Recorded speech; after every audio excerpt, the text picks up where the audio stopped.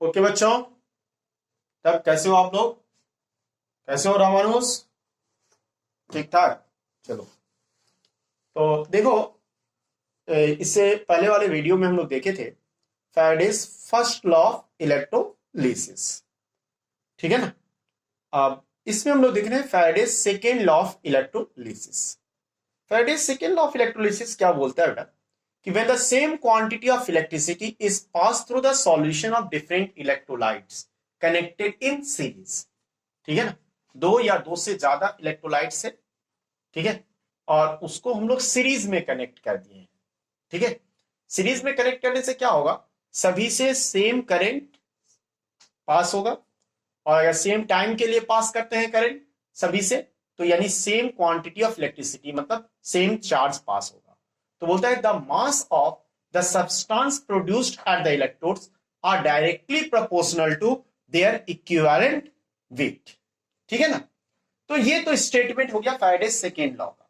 अब देखो जरा सा समझने का कोशिश करो। जैसे मान लो यहाँ पे दो इलेक्ट्रोलाइट्स ले लिए, एक ले लिए सिल्वर नाइट्रेट सॉल्यूशन, एक copper sulphate solution.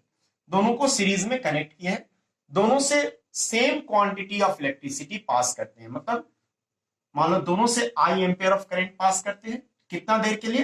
T second के लिए दोनों से पास करते हैं। I ampere current for T second, I ampere current pass करना है दोनों से टी सेकेंड के लिए। यानी दोनों से कितना इलेक्ट्रिसिटी पास कर रहे हैं? आई इंटू टी कूलम इलेक्ट्रिसिटी दोनों से पास कर रहे हैं। ठीक है, तो ये क्या बोल रहा है कि जो मास of the substance liberated at the electrode is directly proportional to their equivalent mass। जैसे सिल्वर नाइट्रेट सॉल्यूशन में कैथोड पे सिल्वर जमा होगा, CuSO4 सॉल्यूशन में Cu जमा होगा। तो बोलता है कि mass of the silver deposited at cathode is directly proportional to equivalent mass of silver. Equivalent mass जानते हो ना, atomic mass divided by valency. ठीक है, और mass of copper deposited at the electrode is directly proportional to equivalent mass of copper। equivalent mass of copper atomic mass 63.5 divided by इसका valency कितना हो जाएगा? 2 हो जाएगा। यहाँ +2 ऑक्सीडेशन स्टेट में है ना कॉपर सल्फेट में, और यहाँ सिल्वर नाइट्रेट में Ag+1 है, तो इसका आपको क्या हो जाएगा? Equivalent mass atomic mass divide by 108 divide by 1। अब दोनों एक दूसरे का प्रोपोर्शनल, तो हम यहां से क्या लिख सकते हैं? मास of silver deposited divide by mass of copper deposited equal to equivalent mass of silver divided by equivalent mass of copper। इसको ऐसे भी लिख सकते हैं, mass of silver divided by equivalent mass of silver equal to mass of copper divided by equivalent mass of copper। देखो, अगर हम मास को इक्विवेलेंट मास से डिवाइड कर दें तो क्या मिलता है? Number of gram equivalent. क्या मिलता है? Number of gram equivalent. जैसे कोई पूछे कि बताओ 10.8 ग्राम सिल्वर का नंबर ऑफ ग्राम इक्विवेलेंट कितना होगा, तो 10.8 डिवाइड बाय उसका इक्विवेलेंट मास 108 आएगा।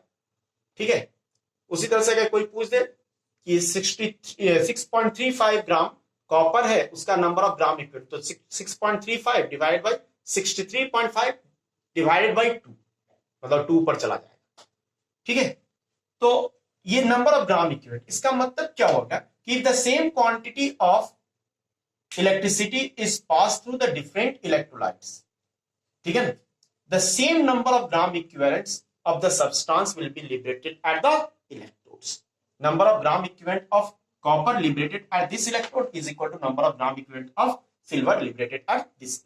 एक चीज और हम बताना चाहेंगे, अभी हम लोग पढ़े m इक्वल टू क्या पढ़े थे? Z into I into T. m equal to पढ़े हैं Z into I into T. तो mass of copper deposited equal to electrochemical equivalent of copper into I into T.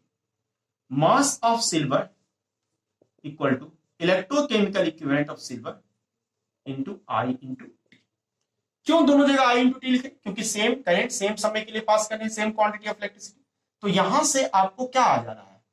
यहां से आपको आ जा रहा है MCU by MAG equal to ZCU by ZAG।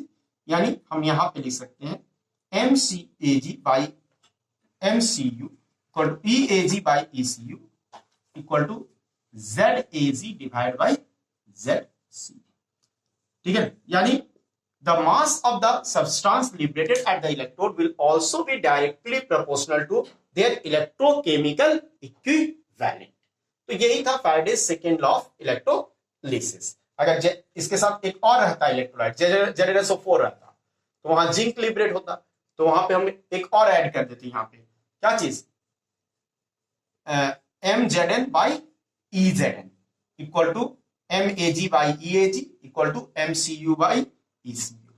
ठीक है, तो ये था Faraday's second law of electrolysis. इसके ऊपर में आप लोग न्यूमेरिकल बनाओगे, बहुत ही इंपॉर्टेंट न्यूमेरिकल सब है, बहुत अच्छा न्यूमेरिकल है, होगा तो हम नेक्स्ट वीडियो में इसके ऊपर में डालेंगे। और इसके बाद एक थोड़ा सा बैटरी पे है, बैटरी पे हम लोग बात करेंगे। 2 तरह का बैटरी होगा, ठीक है, तो कोलोजन तो खुद भी पढ़ सकते हो, वैसे हम थोड़ा सा आपको नोट्स उसके ऊपर में भेज देंगे।